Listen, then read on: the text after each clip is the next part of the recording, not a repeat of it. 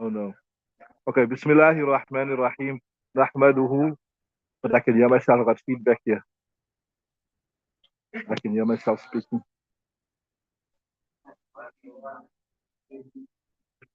Bismillahirrahmanirrahim. I've got a feedback onto the mic here. Baby. Huh? From where? Should I the link in here? Just put it off there. Is it clear? Can the online people clear? Yeah, is it clear there? Can somebody just give us some feedback? Is it clear on the online people here? Oh, I was linked here. Okay, come out to the meeting.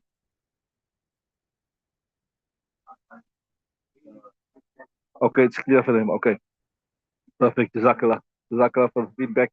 So, Nabi sallallahu alaihi wasallam speaks about the challenges he faced in his journey to promote the religion of Islam. Right? So, narrated in the authority on Aisha, and the authority was Aisha Siddiqa radiallahu ta'ala anha قالت, she said, Ya Rasulullah, Ya Rasulullah, هل أتى عليك يوم كان أشد من يوم أحد? Did they come upon you a day that was more severe than the day of Uhud?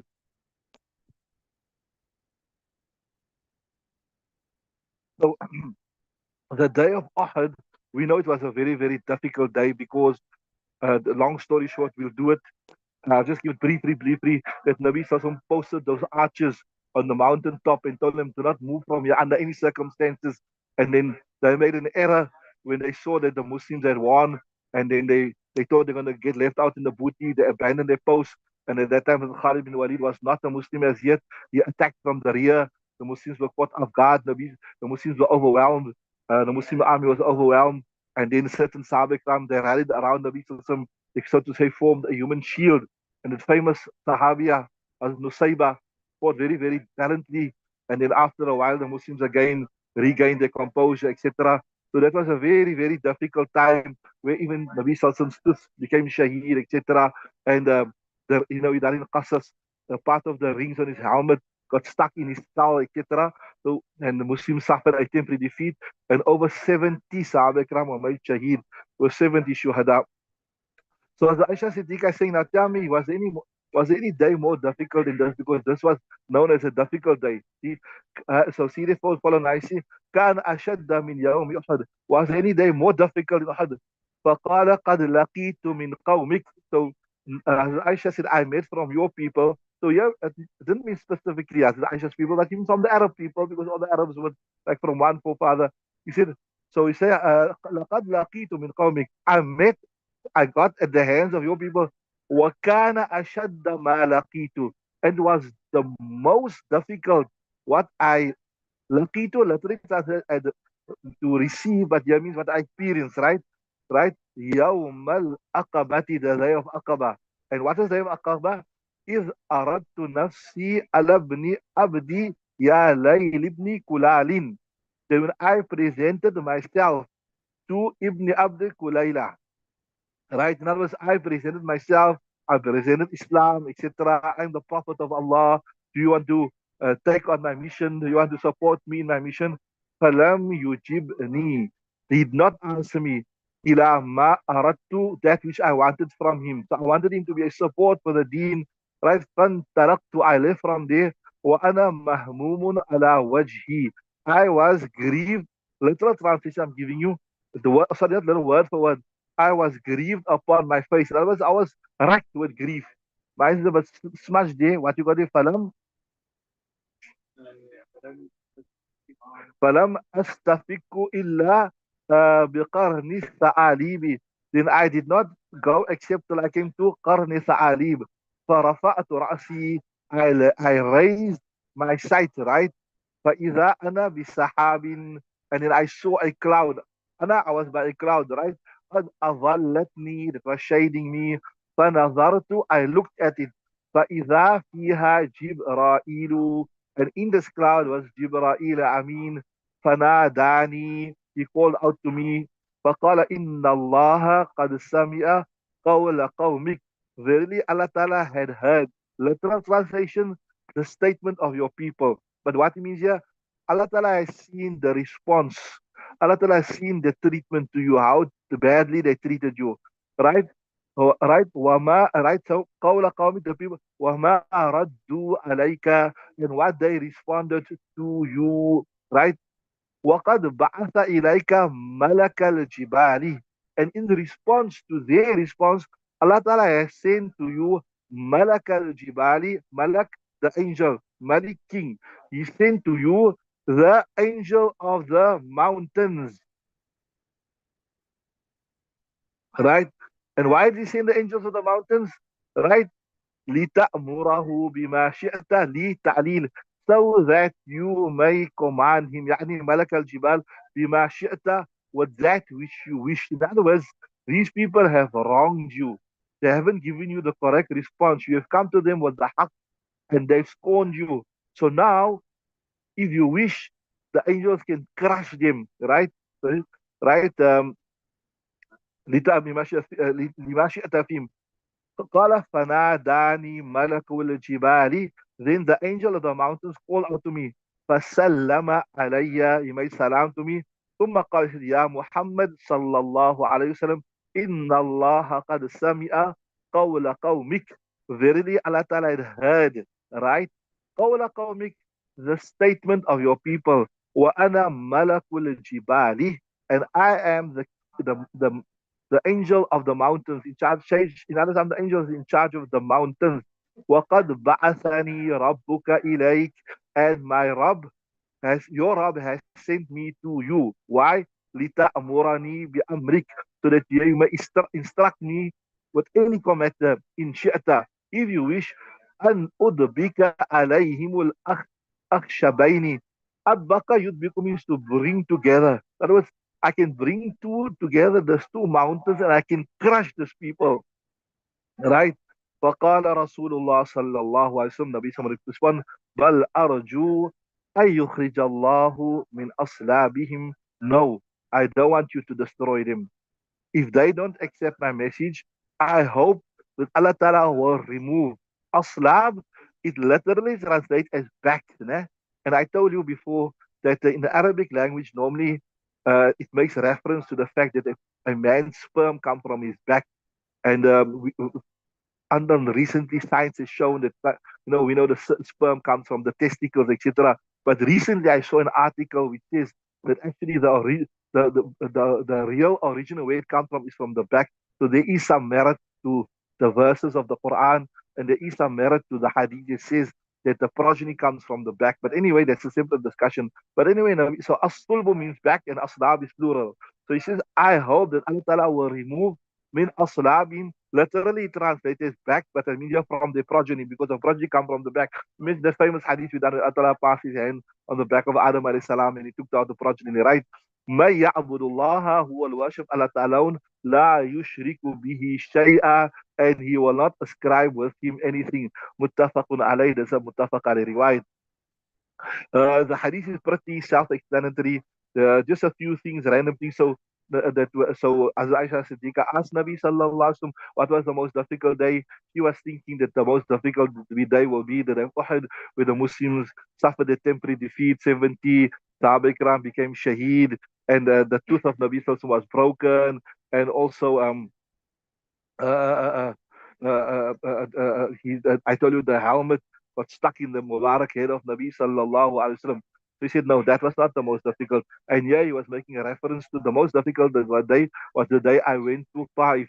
From other riwayat also it mentioned there in other riwayat that they pelted Nabi Sallallahu Alaihi Wasallam to such an extent that his feet were soaked with blood. You done in Qasasun Nabi, right? And then they said that feet urchins on Nabi Sallallahu Alaihi Wasallam, they gave him a very hostile reception when he came to them with the message of Islam. So I was telling you, Ashadu Miyawm Ahad, 70 Sahaba Ikram were made shaheed in the Battle of Uhud. And in addition to that, the beloved uncle of Nabi Sallallahu Alaihi Wasallam was a great support for Nabi Sallallahu Alaihi Wasallam. You done also remember once as Hamza was coming from hunting and he said, hey, you know what happened to your nephew? They are abusing him, and he became annoyed. So as Hamza was a very what's the title he got? Asadullah, né? He was not, what's the title of the Hamza? The Asadullah, right? He was a great support. And then because Hindad paid her, or she gave put a bounty on the head of Hamza, that what was that slave? What was his name again? That speared him. What? Washi. Washi speared him. The Nabi was very much grieved. So he lost 70 Sahaba Ikram. He lost his beloved uncle, his support, and himself was wounded. His tooth became shaheed. So she thought that this will be the most. He said, no, no, no. The day that was more difficult was the day of when he went to Taif. So Yawm al-Aqaba, Aqaba refers to like you can say, a valley, a ravine, like a path between two mountains. And today, the same place here, this Aqaba here, he said, Minhum Yawm al-Aqabati, the day of the valley, there's a masjid built here.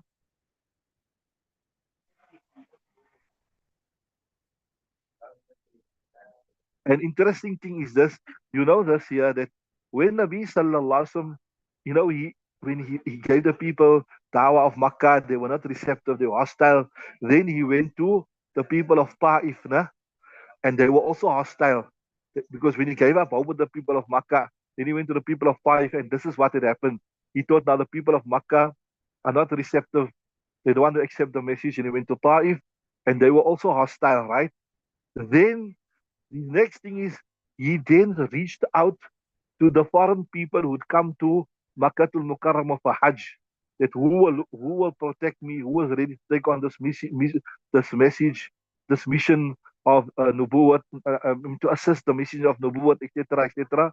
So that is where you done in your history. He made the first Bayatul Aqabatil Ula, Bayatul Aqabati Thaniya. He made the first delegation from Medina. Then he made the second Masjid of Medina, right?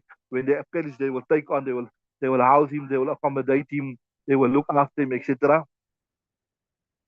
So yeah, today still, if you go inshallah, if you go to Mina one day, you go for Hajj, it's called Masjid Khayf, right? And where the Shamratul Aqaba is. So this is the place what he's referring to here. He's saying Yawmul Aqaba refer to this. That Nabi Sallallahu referred to this venture, his expedition to Taifa as the day of Yawmul Aqaba. Because it's probably maybe that the angel met him here when he came, right? So you see Mina is en route to Taif. Before Taif was inaccessible, they wouldn't allow people to go. But now you can go, even if you got a normal Umrah visa, you can go. The last trip we went, and you can see what a mountainous place it is. When you enter, they have those cable cars and all that type of thing. But anyway, so this masjid it was built here. They say here, according to the author, in 2007, this masjid was demolished for the expansion of the Jamarat.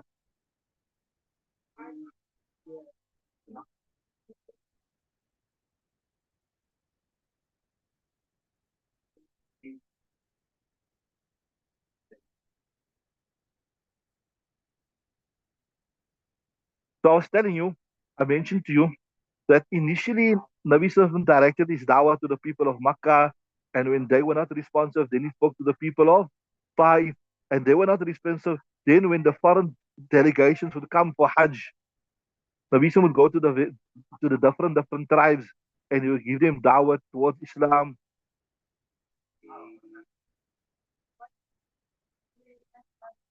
So this is saying, this part here is the point you want to make here. You see, is aradtu nafsi. He presented himself. What does it mean he presented himself? He said, look here, I am the Nabi of Allah subhanahu wa ta'ala. I've been sent with this particular mission. Are you people ready to take me on? Are you ready to assist me with regard to this mission? Are you ready? Are you ready to facilitate this mission? Are you ready to give me sanctuary? That's what he said. Aradtu nafsi ala al-qaba'ili. I present myself to the different tribes.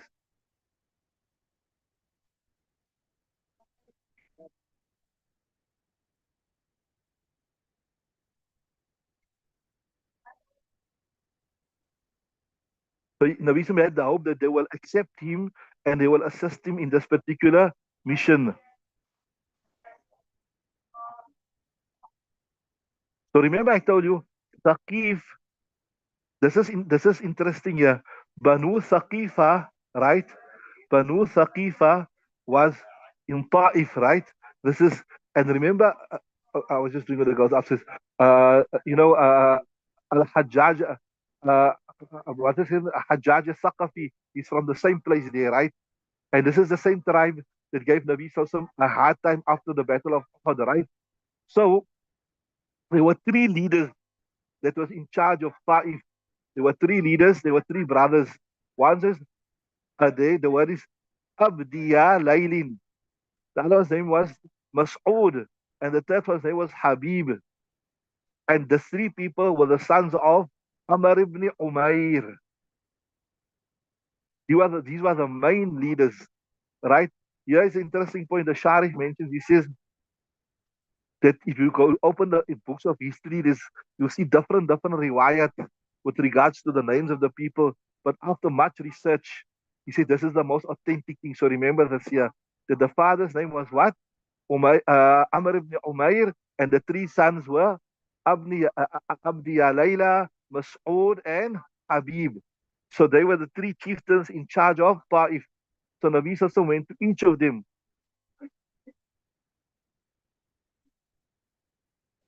right? So he says, I thought just to mention this interesting point for you. It's a nice point that he says that you find different riwayats in history with regards to who the chieftains are, but from Bidayah and Nihaya of Ibn Kathir, same your Ibn Kathir, the most authentic thing he came about is this here, which I told you the three names, right?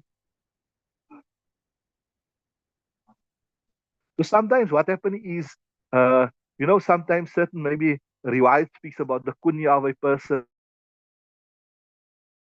title, and then sometimes some riwayat speaks about the actual name of a person. So like that, there's some confusion comes about. But just remember it like this here, what I tell you, right?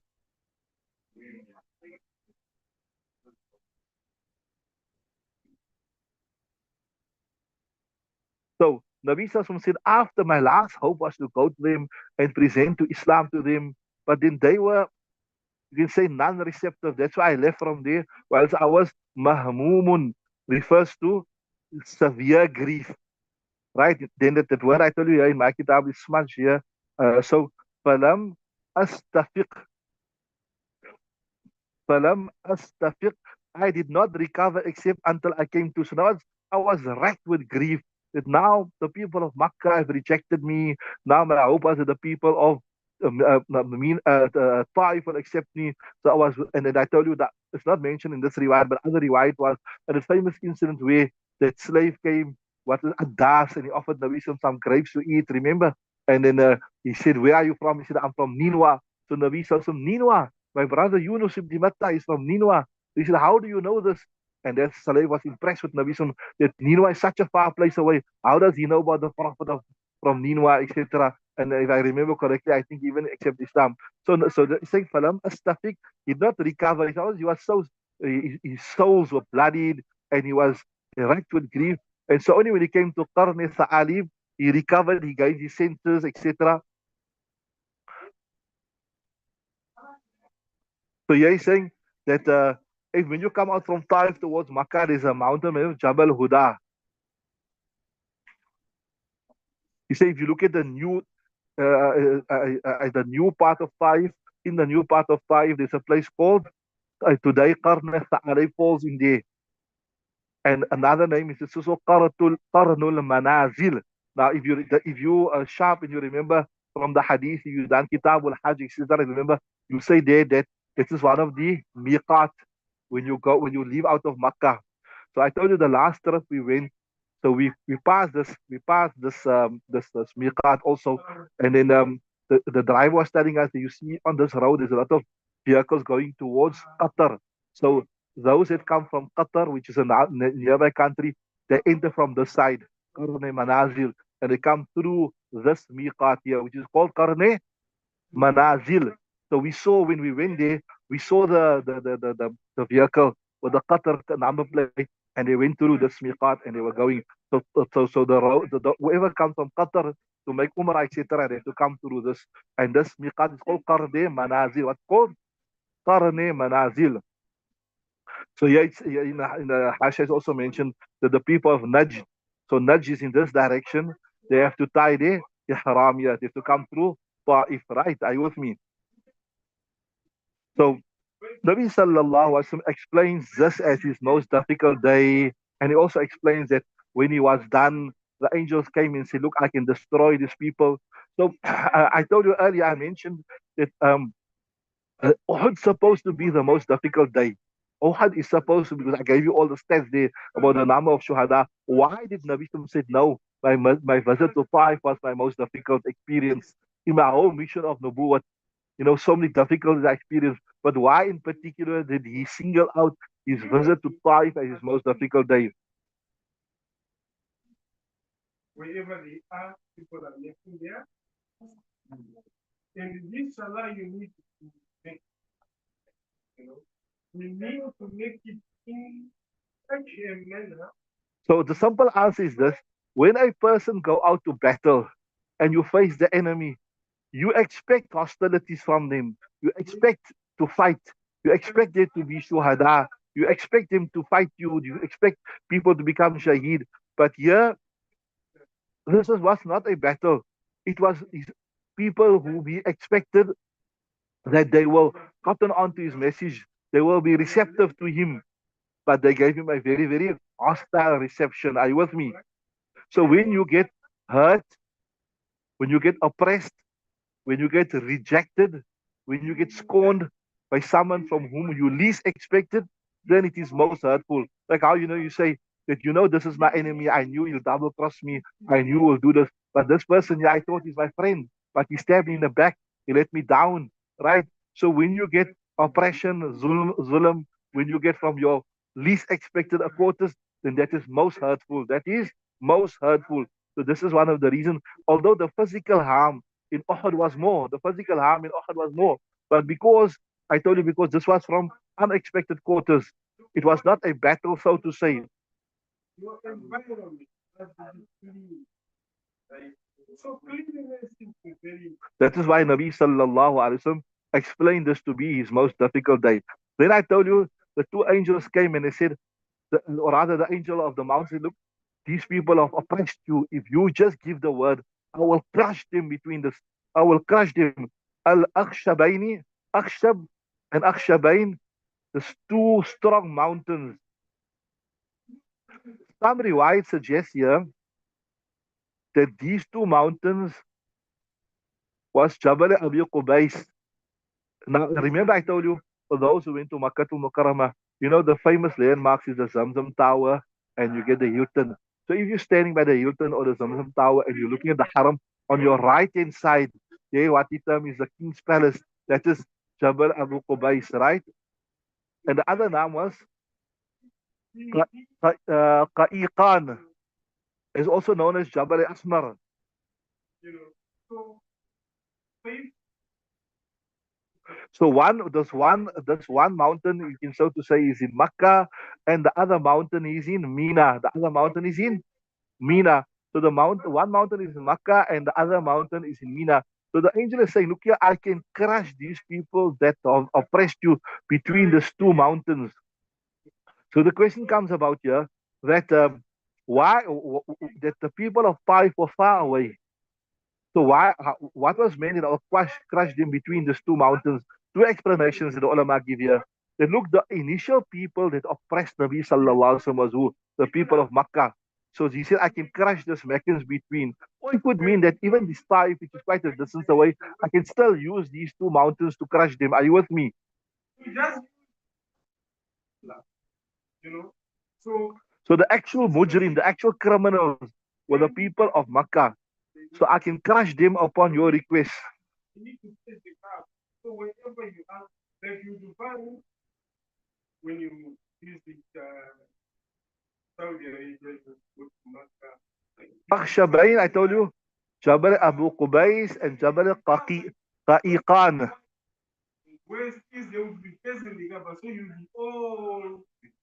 So this was the most difficult thing. And the interesting thing here that I want to mention to you, see here, he said, بل أرجو أن يخرج الله من أصلابهم ما يعبد الله وحده لا يشرك بشيئا.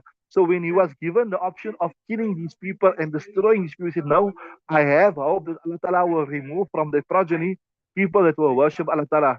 Now, the interesting thing here, if you look at the person who conquered, who brought Islam to the Indo-Pak subcontinent, what was his name? Okay, there's a request to repeat the two mountains here. The mountain's name is the mountains we got is Jabal Abu Qubais, and the other one is Qa'an.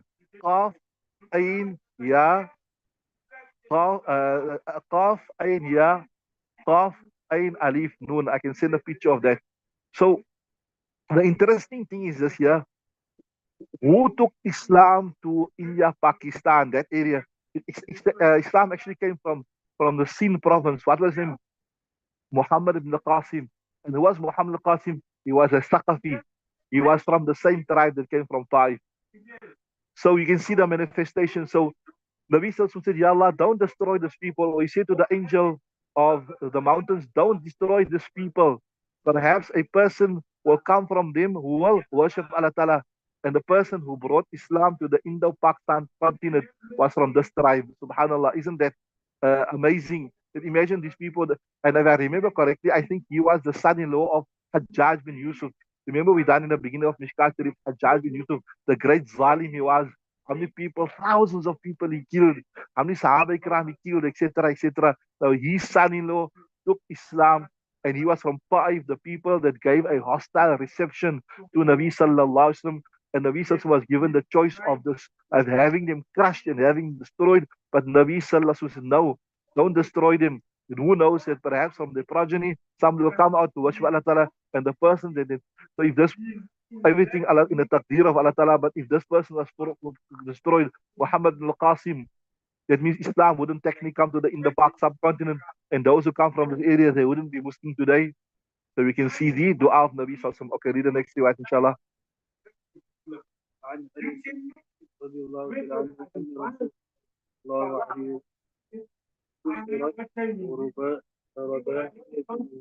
You got the Raba'iyah to write, okay?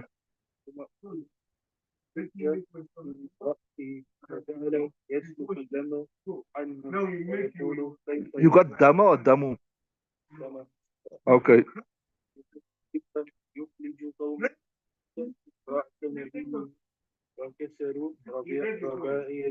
Subhanallah.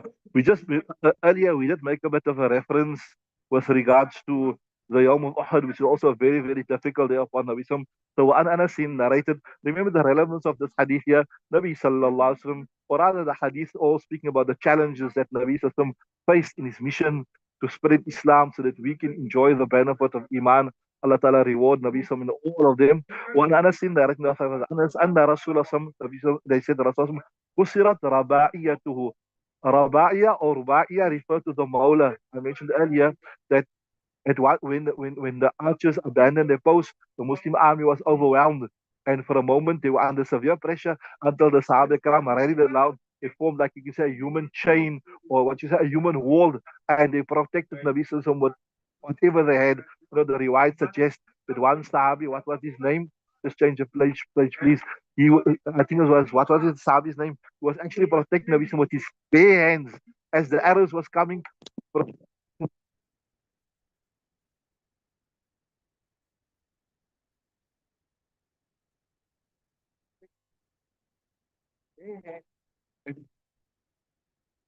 Injuries in the whole process, see if everything is right.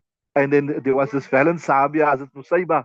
She was also, what you call it, very active in protecting the Sallallahu. If ever you get, Allah Ta'ala give you all, everyone, the opportunity to go for Umrah over and over. If you go on the tour with Nana Abdullah Jina, he will show you. He will show you exactly where the mountain where Nabi Sallallahu took retreat in. And there's that masjid, what the masjid there in Uhud, in the one corner in a mountain there. And so that's a regular tour, but I believe he has another tour also where they have a barat, they take you at night time and they take you to the exact spot in the cave in the mountain where Nabi took retreat, and they have a camel barat in that. Maybe inshallah you go, you must consider doing that. So he has this place where you can go there, and he shows you the exact same cave where Nabi took refuge in. So, yeah, we're saying that the Sahaba formed that human chain or human wall around him was shujja fi ra'sihi, and he was wounded in his head. فَجَعَلَ يَسْلُتُ الدَّمَ عَنْهُ. And Nabi Sallallahu Alaihi Wasallam, imagine this, he began wiping the blood from his face out of compassion. Why? Because in another riwayat, he said that if, if, if a Nabi is injured by his people, and if that blood falls onto the ground, then definitely the people will be destroyed. So Nabi sallallahu alayhi wasallam didn't want the blood to fall on the ground so that his people might be destroyed. And he was saying continuously, كيف يفلح قوم? How can such a people, and shajju is now the sifat, how can such a people be this, successful? Shajju ra'sa nabiyim, that they shajju, they wounded, right? Ra'sa nabiyim, the head of their own nabi, right? وكسروا, and they broke رباعيته, they broke his mawla. Rawah Muslimun, Imam Muslim narrates this particular riwayat. So I was telling you that the relevance of that is quite obviously the challenges Nabi Salsam faced in his mission. Salata yaslutu, kay lughwi tahqiq, nasara yansuru. It means to wipe off the blood. Right? Khun pujna. Sajja yashujju means to wound. Right? And yeah, obviously they wounded the head of Nabi Sallallahu Alaihi Wasallam. Actually, I translated the wrong raba'iyah. You must just check this in the Shara. They say that this raba'iyatuhu is the tooth between the molars and between the front teeth. So it is this one. I think it's called the canine. What is one called? Called the canine. Canine, right? That's called the canine. Yes, correct. It's sanaya. Then this is the ruba'iyah. So it's called the canine in English. So here is also mentioned in the Shara that the tooth was not totally uprooted, but it broke. A portion broke off. You know the famous incident of Wais al-Qarni, that he wanted to resemble Nabi Sallallahu. So he smashed out. He said not sure which tooth of Nabi Sallallahu broke. So he smashed out his teeth so he in resembled in solidarity with Nabi Sallallahu Alaihi Wasallam. Like how you know how you get nowadays sometimes when somebody little protect us, they got cancer and then their hair is falling out and everybody shave their hair in solidarity with that person. Anyway, let's look at the next slide. وعن ابي هريره قال قال رسول الله اشتد غضب الله على قوم فعلوا بنبيه يشير الى رباعيته. اشتد غضب الله على رجل يقتله رسول الله في سبيل الله متفق عليه. سبحان الله. And I write in authority of Abu Huraira, he said that Rasulullah sallallahu alaihi wasallam said that Allah Ta'ala's anger is severe upon that people, and right, fa'alu bi nabi, that they done this with his nabi. And what did they do? Nabi indicated, he said they do this, and he was explaining physically, right? Yushiru ila raba'iyatihi, and he was indicating, you got what you got on the rad in your kitab, raba'iyati also, right? You indicated like he was pointing towards his tooth and showed what they done towards his tooth. Then he said, Ishtadda ghadabullah. Allah Ta'ala's anger is also severe of that person. Yaqtuluhu Rasulullah. That unfortunate person who a Rasul killed him. Right? Fi sabilillah, in the path of Allah Ta'ala. Muttafaqun alayh. Remember in the battle of Badr, who's the person that Nabi killed him? He threw the spear with him, and then the person started bellowing like a bull. Was it Umayyah ibn Khalaf? Isn't it? Remember? Okay, I see time is up. That brings us to the end of that. We'll switch over to the tafsir, inshallah. I think we're starting a new verse also. So all of these hadith, the relevance of the chapter is that the challenges that Nabi sallallahu alaihi wasallam faced in his mission to propagate the deen. Allah bihamdihi subhanahu wa ta'ala bihamdihi wa